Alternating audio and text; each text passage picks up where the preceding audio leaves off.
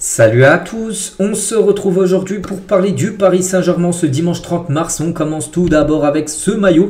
Donc souvent vous l'avez vu là ces derniers jours, ce maillot a fuité sur les réseaux sociaux en étant le futur maillot du PSG saison prochaine. Et d'après la source parisienne, le maillot qui tourne comme étant le futur maillot du PSG saison prochaine est un fake. Très bien imité mais c'est un fake, le design global sera très proche de celui-là. Donc en gros la version finale aura 2-3 légers détails différents que ce maillot là qui fuite depuis quelques jours voire quelques semaines. Donc voilà. Bon après il y aura normalement les motifs bien sûr de la tour Eiffel, le petit quadrillage, mais il y aura quelques changements par rapport au maillot officiel que portera bien sûr les Parisiens saison prochaine. Et concernant ce futur maillot, une autre info de la source parisienne, donc le PSG ne va pas porter son futur maillot domicile 2025-2026 lors de la dernière journée de Ligue 1 en mai comme d'habitude normalement. Souvent le PSG lors de la dernière journée de chaque saison joue avec le maillot de la saison prochaine. Donc là pour cette saison ça ne sera pas le cas. Donc en gros il sera porté pour la première fois par les joueurs parisiens lors du premier match de la Coupe du Monde des clubs aux États-Unis cet été, donc en juin prochain. Voilà une petite info de plus concernant bien sûr ce maillot qui sera pas comme celui-là à 100% mais il va ressembler beaucoup à celui-là, donc il va être de toute façon sublime comme d'habitude. Et à noter les gars qu'il y a bien sûr le maillot, il y a aussi des autres, la veste par exemple qui sortira, la veste version PSG avec le quadrillage aussi en forme de la structure de la tour Eiffel, cette veste aussi qui sortira pour la nouvelle collection, ou cette veste là. Donc voilà quelques infos bien sûr concernant les vêtements du PSG. On continue, on va parler de toute autre chose, on va parler du mercato. Et selon Bild Sport, donc un journal sportif allemand, donc le PSG s'intéresse à Schlotterbeck, donc le défenseur central du Borussia Dortmund. Voilà, c'est en Allemagne, eux qui disent que le PSG est intéressé par le joueur. Donc on apprend que Kimpembe pourrait quitter le PSG cet été, donc ça c'est... Ce ne serait pas une surprise de voir Kimpembe partir avec le temps de jeu qu'il a très réduit. Ça faisait 2 ans puisqu'il était blessé. On pense qu'il a besoin de relancer sa carrière. Donc oui, un départ de Kimpembe est totalement envisageable. Et du coup, pour le remplacer, ça pourrait être ce défenseur allemand. Donc Dortmund voudrait au maximum 70 millions d'euros, ce qui ne poserait pas de problème au PSG de payer 70 millions d'euros. Bon après, est-ce qu'il coûte 70 le joueur je ne sais pas, j'en sais rien. Donc le plan A de Dortmund est bien sûr de chercher à négocier avec Schlotterbeck cet été et de prolonger son contrat. Voilà, reste à savoir ce qui se passera si Liverpool et le PSG font une approche concrète, parce que Liverpool est également intéressé par le joueur. Donc voilà. On verra si le PSG ira chercher ce défenseur allemand. Concernant un autre joueur qu'on a parlé également ces derniers jours, j'ai dit que le PSG était très intéressé par cet attaquant plutôt, un numéro 9. Et c'est vrai, regardez, par exemple un coup il avait marqué un quadruplé avec le Spartak Moscou, où il avait pu ramener le ballon, ballon chez lui. Donc Manfred Ugaldé pourrait être une cible pour le PSG cet été. Le joueur est déjà sur les tablettes du club cet hiver, on avait parlé bien sûr il y a quelques jours. Donc concurrence avec l'AS Monaco, regardez c'est même Fabrizio Romano qui confirme que le PSG est intéressé par ce tout jeune joueur costaricain qui a seulement 22 ans, qui joue du côté de Moscou. Donc Paris avait déjà des vues sur lui en janvier et vont revenir à la charge dès l'été prochain. Concernant des Parisiens qui sont actuellement prêtés, c'est quoi la situation de certains joueurs? Tout d'abord, West Ham a décidé de ne pas acheter Carlos Soler, mais pas que le joueur appartient à Paris, il est prêté. Le PSG envisage un autre prêt. Valence pourrait tenter sa chance si le joueur fait des efforts et que le PSG accepte un partage de salaire. Donc il ne devrait pas être conservé par l'équipe de West Ham. Et tiens, en parlant de Carlos Soler, vu qu'on parle très rarement de lui, on parle un peu aujourd'hui vu qu'il y a des infos.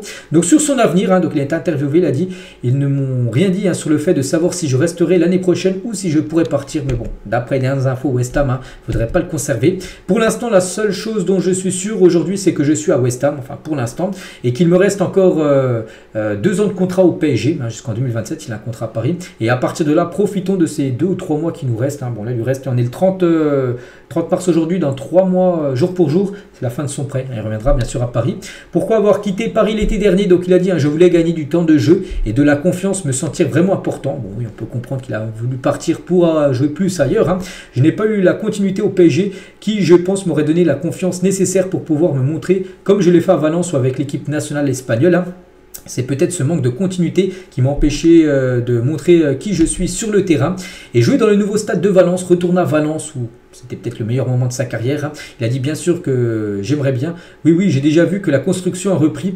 J'espère que les détails du stade seront respectés. Bien sûr, j'écoute les nouvelles sur le club de Valence. Donc voilà, si West Ham ne vient pas le conserver, ce qui est fort probable, et le PSG pourrait, comme j'ai dit, le prêter à l'équipe de Valence la saison prochaine. Parce que n'oubliez pas qu'il lui reste encore 2 ans de contrat pour Carlos Soler. Concernant un autre joueur du PSG prêté, pareil, c'est un Espagnol, il est prêté également en Angleterre. Donc lui, c'est Aston Villa, c'est Marco Asensio. Donc lui serait différent parce que Aston Villa serait plutôt intéressé voilà, pour payer, pour acheter tout simplement le joueur. On parle d'une somme qui pourra avoisiner les 15 millions d'euros. Concernant Mukiele, parisien prêté au Bayer Leverkusen, donc Mukiele ouvre la porte à un transfert au Leverkusen et rester là-bas. Nous verrons ce qui se passe, mais je suis très reconnaissant pour tout ce qu'ils m'ont donné ici. J'espère que ça continuera comme ça. Pour être honnête, je n'y pense pas et je n'ai pas encore eu de discussion sur son futur. Un transfert d'environ 15 millions d'euros est maintenant considéré comme réalisable par l'équipe de Leverkusen.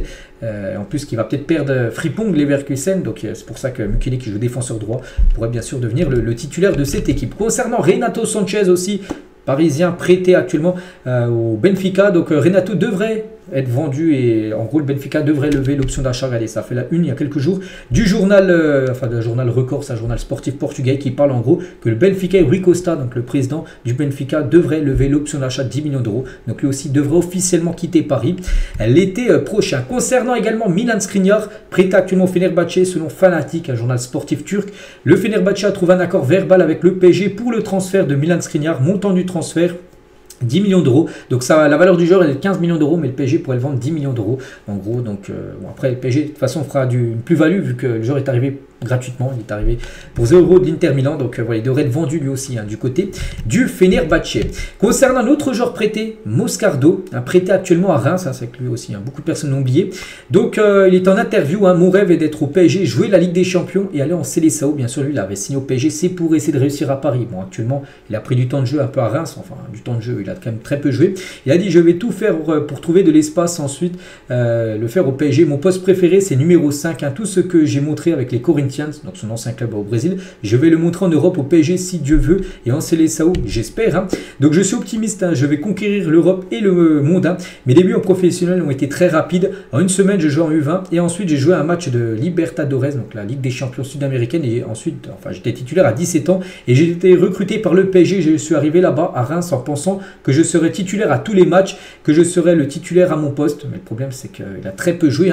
Mais j'ai trouvé quelque chose de différent. Le coach me parlait beaucoup, il me disait de rester calme, de respecter le processus. Il me faisait jouer que quelques minutes. C'est vrai que ça a été quand même une grosse déception parce que le PSG l'a prêté à Reims pour qu'il ait du temps de jeu. Le problème, autant qu'il reste à Paris s'il ne joue pas. Donc il a été prêté avec un très peu de temps de jeu. Et je suis sûr que dans cette dernière ligne droite avec Reims, je vais jouer davantage. On espère sur cette fin de saison. Les 6 derniers mois en France n'ont pas été parfaits et des problèmes physiques. Parfois, le coach mettait 2 autres jeunes. Je vais chercher plus d'espace. Quand j'aurai l'opportunité d'être sur le terrain, je vais le prouver. On espère. Et pour l'instant, il devrait revenir à Paris, bien sûr, dès le 1er juillet prochain. Tiens, on va parler d'un autre Brésilien, c'est Neymar. Et Dani Alves aussi, tiens, Dani Alves, parce qu'il concerne aussi cette info, lui aussi qui avait joué à Paris. Et le maillot jaune du PSG en 2017-2018, conçu 2 ans avant sa sortie, n'était pas destiné à rendre hommage au Brésil, parce que, souvenez-vous, quand Neymar est arrivé, le maillot extérieur du PSG était de couleur jaune. C'est une couleur quand même inédite pour le PSG. Donc souvent, tout le monde avait dit ouais, le PSG a mis son maillot extérieur jaune par rapport au Brésil, vu que Neymar et Dani Alves avaient signé le même été. C'était rien à voir. Il s'inspirait en réalité du Tour de France. Le Tour de France avec le leader du classement, c'est le maillot jaune. Donc en gros, c'était par rapport à ça surtout que le PSG avait porté ce maillot de couleur jaune, ce maillot extérieur. Ce fut un pur hasard que Neymar et Dani Alves aient signé cette année-là. Un timing parfait, bien sûr. Et toujours avec Neymar, les gars, Wagner Ribeiro, ancien agent de Neymar. C'est un chèque inoubliable. On l'a même pris en photo, 222 millions d'euros de la Banque du Qatar.